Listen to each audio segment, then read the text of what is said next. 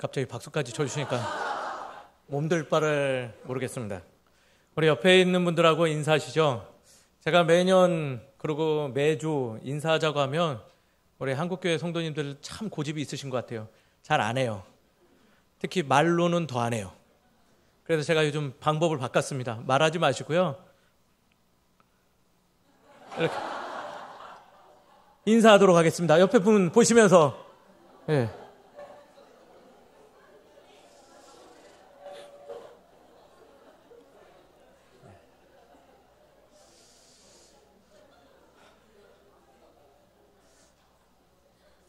저는 매번 설교 시간에 꼭 인사를 이렇게 좀 강요 아닌 강요를 합니다. 왜냐하면 교회는 건물로서의 교회도 너무 중요한데요.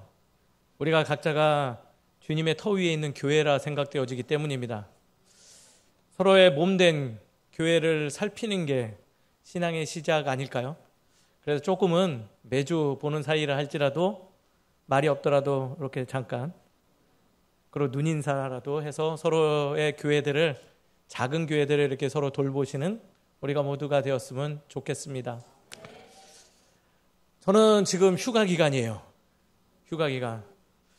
저희 성도님들이 특별히 목사님 제발 좀 휴가 좀 가세요 해서 2주간의 휴가를 줬는데 2주 동안 평택에 있었어요.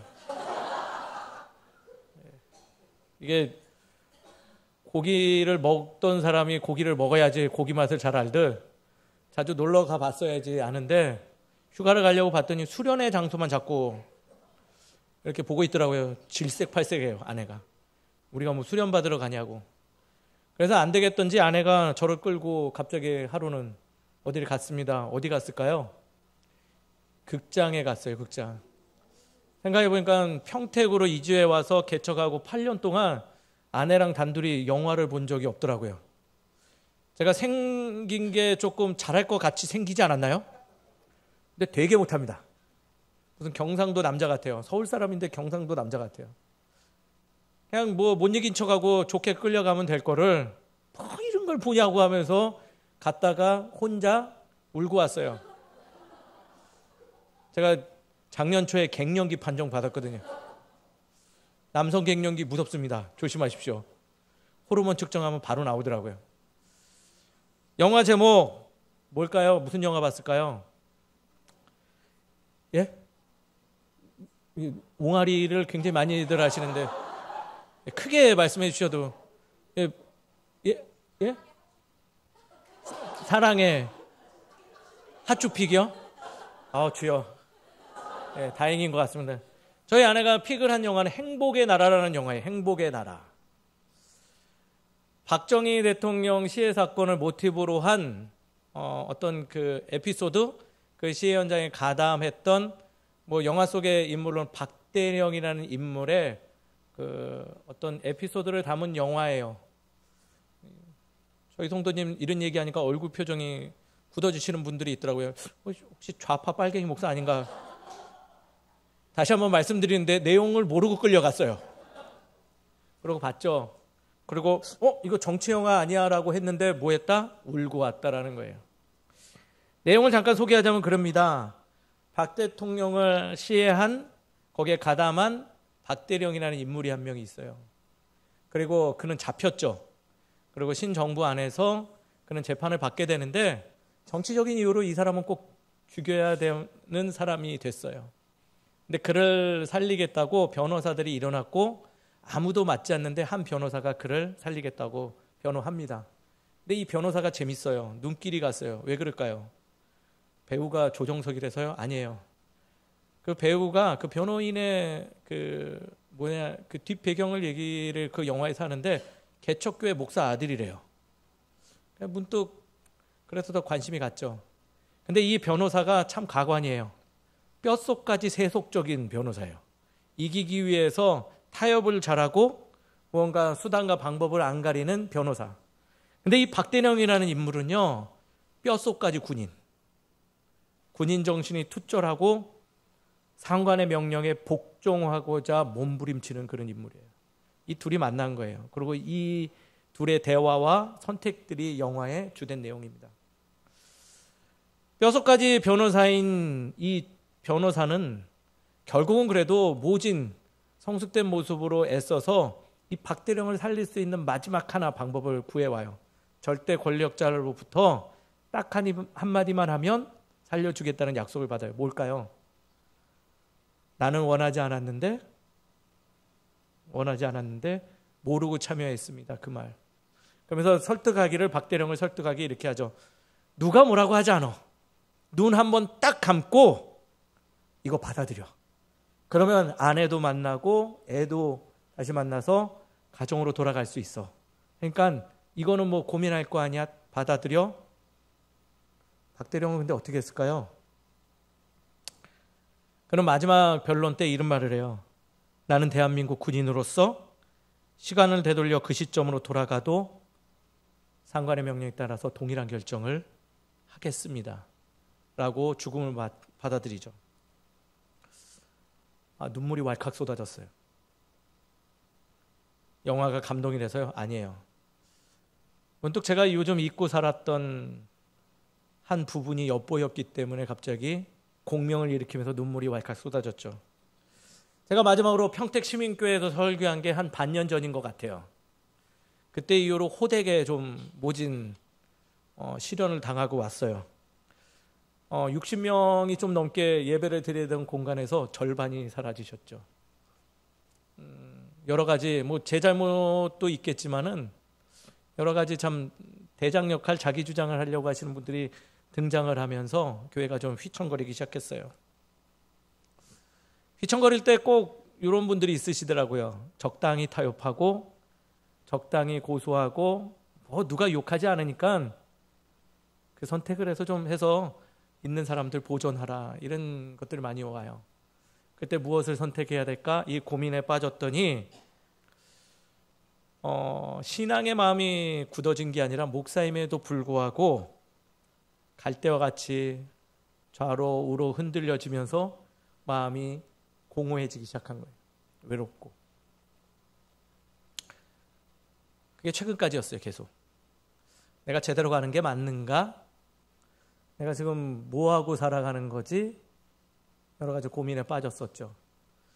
그럴 때 이 일반 영화에서의 한 사람의 외침이 참으로 제 마음을 위로하고 세웠다는 거죠. 박대령 모습에서 대사는 그게 아니지만 저는 이렇게 들렸거든요.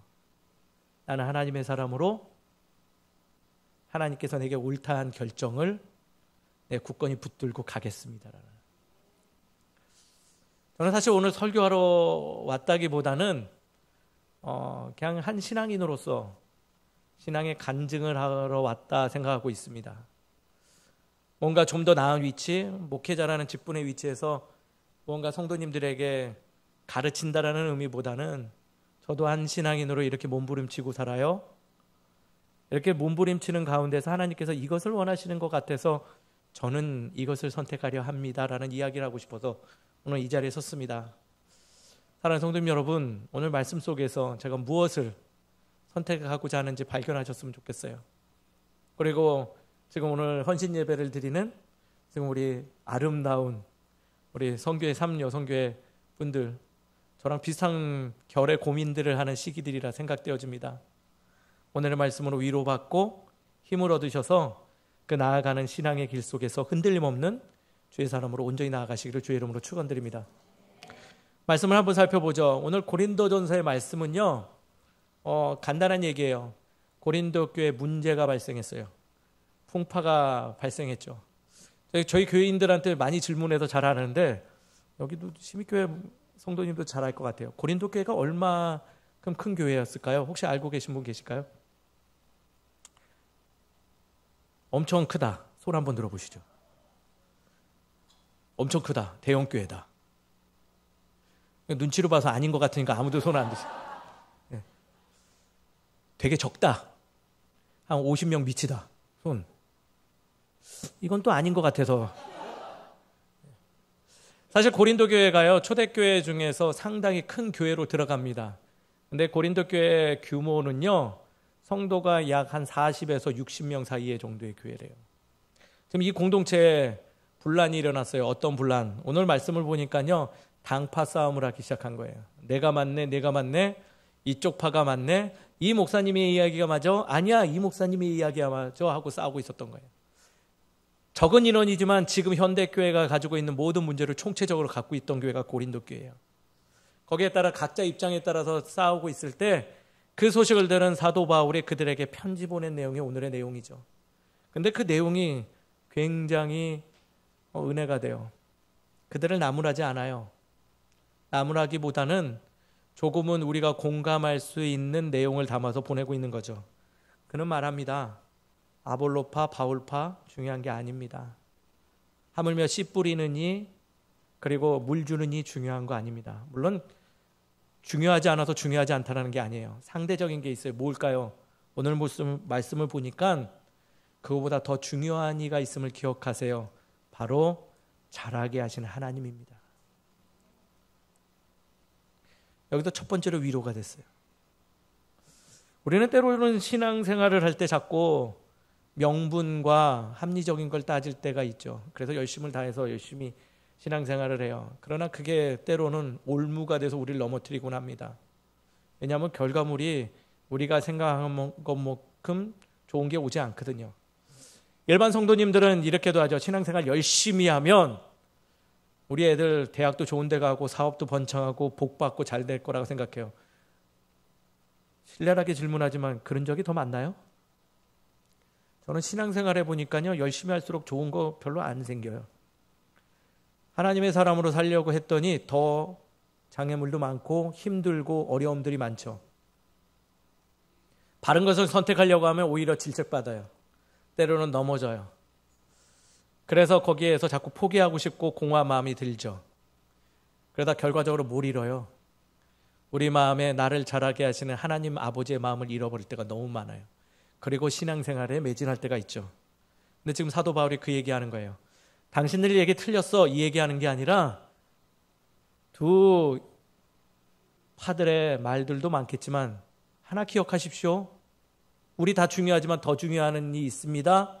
바로 자라게 하시는 하나님입니다. 그러면서 두 번째 얘기를 꺼내요. 바로 건축에 대한 이야기를 하는데 이 건축에 대한 11절 이하의 말씀은 중요한 핵심이 뭐냐면 우리가 무엇 위에 건축을 하고 있느냐라는 거예요. 그것을 분별하고 있느냐라고 묻죠. 11절 이 닦아둔 것 외에 능히 다른 터를 닦아둘 자가 없으니 이 터는 곧 무엇이다? 예수 그리스도라는 터 위에 우리의 집들을 짓고 있는 거래요. 우리가 신앙의 삶을 살아가고 있다는 건 어디 위에 살아간다는 거예요? 바로 예수 그리스도라는 터 위에서 살아가는 모습이라는 거죠. 근데 이것을 망각하면요, 그 터가 어떤 터인지를 모르고 거기서 서로에게 무례한 모습을 보이기 시작하죠. 그래서 지금 말하고 있어요. 옳은 것을 가지고 서로 싸우다가 혹시 당신들이 지금 어느 터 위에서 지금 그러고 있는지 기억하고 계십니까? 라고 사도 바울이 이야기하고 있다는 거예요. 어떻게 생각하세요? 사랑하는 성도님 여러분들께서는 지금 신앙생활을 하고 계시는데 누구의 터 위에서 어떤 터 위에서 신앙의 삶을 살아가고 계신지요? 한번 스스로에게 질문을 던져보셨으면 좋겠어요. 그러면서 마지막으로 결론적으로 말하길 그 터 위에서 우리가 살아가는데 때가 되면 그 터 위에 각자 세운 것이 불 가운데서 즉 그 열심을 다한 가운데서 드러날 때가 돌아오는데 그 결과물들이 각자가 무엇을 소신을 갖고 살아가느냐에 따라서 그에 합당한 것이 드러난다라고 돼 있는 거예요. 오해하지 마세요. 불 가운데서 받는다 하여서 고난 이후에 받는다는 것이 아니라 그만큼 고난과 같이 치열한 우리의 삶 속에서 하나님과 마주할 그 순간에 내가 선택한 게 무엇인지 명확히 드러난다는 의미예요. 다시금 말하는데 그래서 제가 그 영화의 그 마지막 모습이 떠올랐어요. 그 변호사가 이 말을 하죠. 눈 한번 탁 감어. 그리고 그거 선택한다고 해서 누가 뭐라고 하지 않아. 누가 너 비난하지 않고 욕 안 해. 그리고 더 중요한 건 생명을 보존할 수 있어. 적당히 타협해. 괜찮아. 그래도 그러고 모든 사람들도 다 그러고 살아. 라고 하지만 박대력은 그 이야기의 정면으로 아니에요. 나는 이렇게 살아가는 것이 맞아요. 라고 말하고 받아들이죠. 저는 오늘 말씀에서도 그 공명이 일어났어요. 잘 성장시켰던 교회가 흔들려지고 목사로서 소신 있게 가고 있는데 그것이 틀렸어. 그렇게까지 안 해도 돼. 적당히 해도 돼. 좀 더 타협하는 게 어때? 아직 젊어. 조금 더 타협하면서 남들 다 그렇지 않으니 그렇게 가도 되니까 적당히 남들처럼 하는 게 어때? 라고 이야기할 때 제 귀에 들린 거는 나의 사랑하는 아들아, 내가 너와 함께 간다. 아무것도 이뤄놓은 거 없는 것 같지? 그래도 드러날 거야. 지금 너 발이 어느 터인지 기억하고 있니? 그 음성으로 들렸다라는 거예요. 우리는 신앙생활을 하면서 참으로 이런 고백이 많아요. 연약하다라는 생각을 할 때가 많이 있죠. 이런 극명한 말씀의 가르침이 있음에도 불구하고 너무 연약한 것 같아요. 아무리 몸부림치지만은 어떤 이들의 잘됨을 보면서 시기와 질투할 때도 많이 있고 나보다 더 잘 나가는 이들을 보면 부러울 때도 있고 내가 가진 것이 내 안에 있는 것이 작으면 불평불만이 일어날 때 참 많이 있죠. 그것도 괜찮아요. 근데 자꾸 그러면서 우리는 망각을 하는 것 같아요. 내가 어느 터 위에 있는지 잃어버리고 나를 자라게 하시는 이가 누구인지 그 손길을 잃어버린 채 그냥 매너리즘에 빠진 익숙한 종교인이 되어서 하루하루 매주를 보낼 때가 있죠. 그럴 때 하나님은 말씀으로 거룩한 질문을 던져오곤 하시는 거예요. 너는 누구의 자녀니? 너는 오늘 어느 곳에 서 있는 것인지 기억하고 있느냐? 라고 말씀으로 우리에게 묻고 있다는 거죠. 사도 바울은 자신이 지금 답을 내려주고 있지 않아요. 그들에게 오늘의 편지를 통해서 어느 터 위에 살아가고 있기에 그렇게 뜨겁게 논쟁을 하십니까? 당신들 가는 길이 무엇을 남길 것 같습니까? 라고 묻고 있는 것이죠. 거기에 분명한 대답할 때가 오는 것 같아요. 저는 그래서 감히 제 신앙의 고백을 하겠다면 제가 감히 박대령도 아니고 놀라운 신앙인도 아니지만 말씀드리기를 저는 뭐라고 해도 주의 길을 가렵니다. 왜냐하면 내가 서 있는 이 터가 예수 그리스도이기 때문이죠. 저 잘되는 친구, 잘되는 목회자, 큰 교회 저곳이 예수 그리스도의 터인 줄 알았는데 지금 내가 두 발 붙이고 있는 이 자리, 내가 소신 있게 결단하는 나의 마음이 이미 예수 그리스도의 터 위에 있음을 깨닫게 하기 때문이라는 거죠. 사랑하는 성도님 여러분, 많이 살아가시는 게 힘드시죠? 그럴 때마다 누구의 터 위에 있는지 기억하시는 우리 모두가 되길 주의 이름으로 축원드립니다. 우리 젊은 세대들, 결코 젊지만은 우리 중년 세대들 많이 힘드시죠?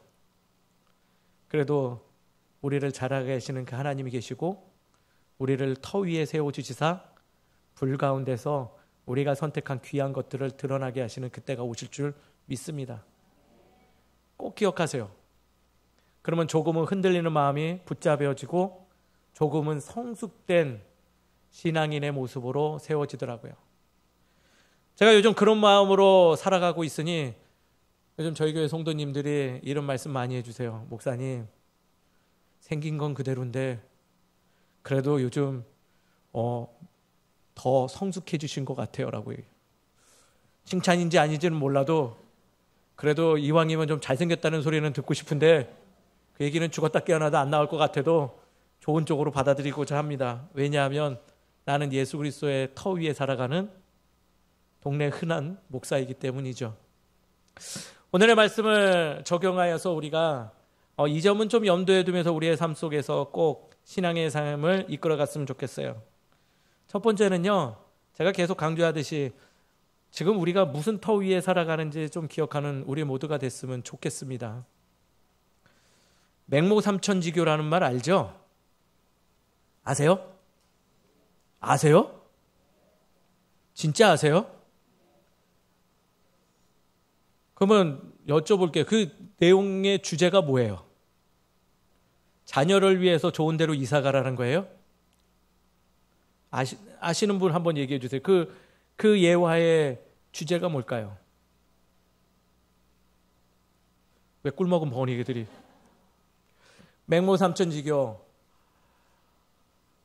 자녀의 삶을 위해서 매번 이사가는 그 내용이 담겨져 있죠. 바로 터를 찾아가는 여정이라는 거예요. 우리 자녀가 살아갈 터, 내가 자녀와 더불어서 세워질 그 자리를 알아볼 수 있는 능력이 있느냐 없느냐라는 거죠. 자녀에게 필요한 삶의 터전, 나에게 정말 이 순간 꼭 필요한 터전이 어딘지를 기억하는 것 중요한 일이에요.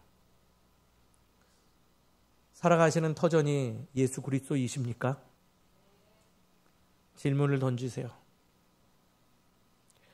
내가 살아가는 것이 바로 예수 그리스도 위에 세워진 집이라면 우리가 신앙생활을 좀 더 성숙한 모습으로 할 수 있어요.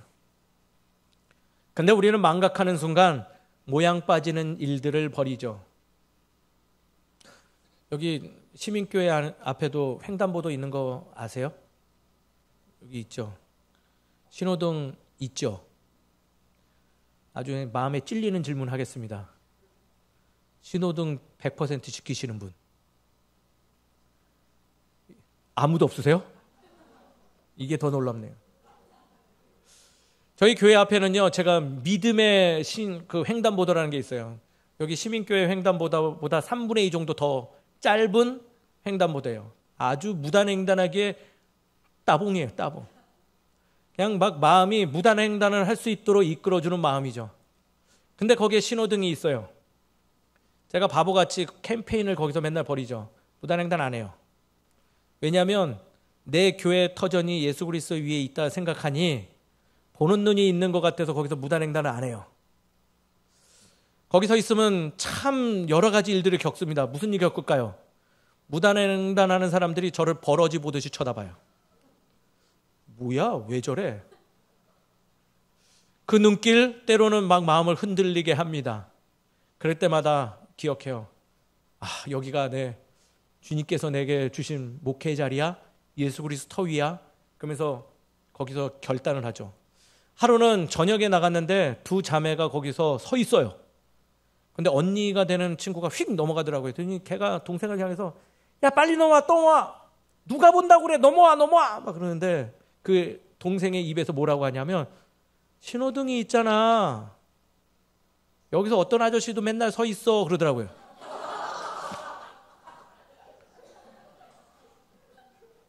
뒤에서 그 얘기하고 싶었어요. 그 어떤 아저씨가 나야.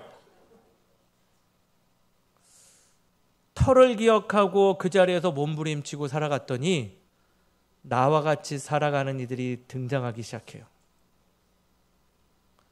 그 아이의 모습을 통해서 저는 친절함을 배워요.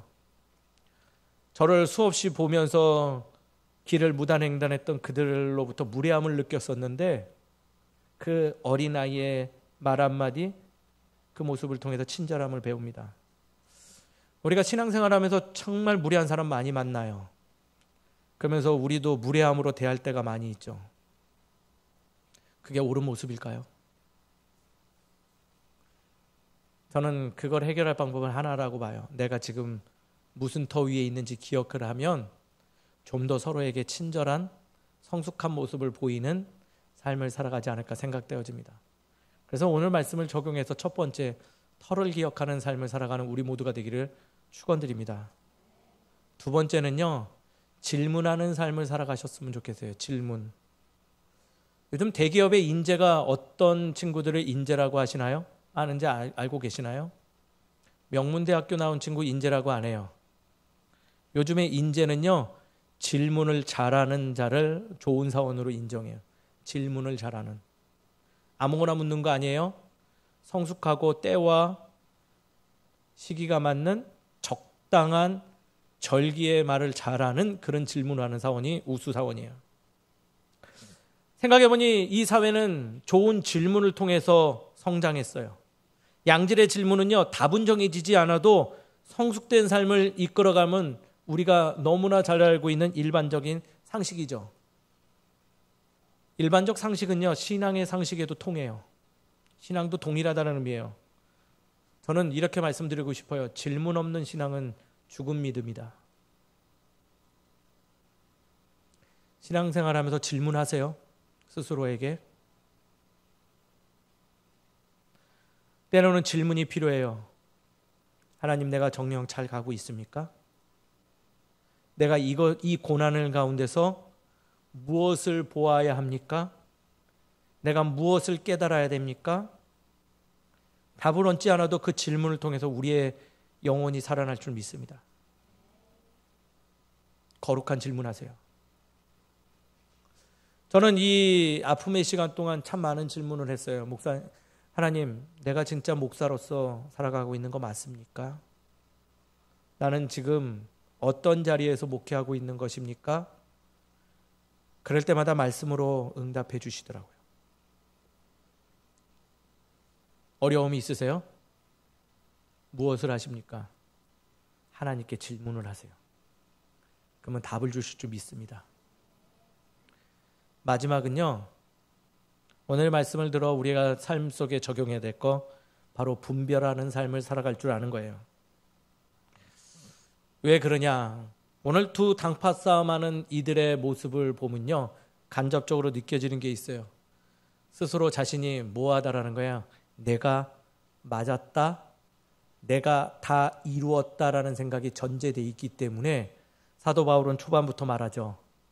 씨 뿌리는 것, 물 주는 것, 그거보다 더 중요한 게 있다. 뭐 한다고요? 잘하게 하시는 분이 있다라는 거예요.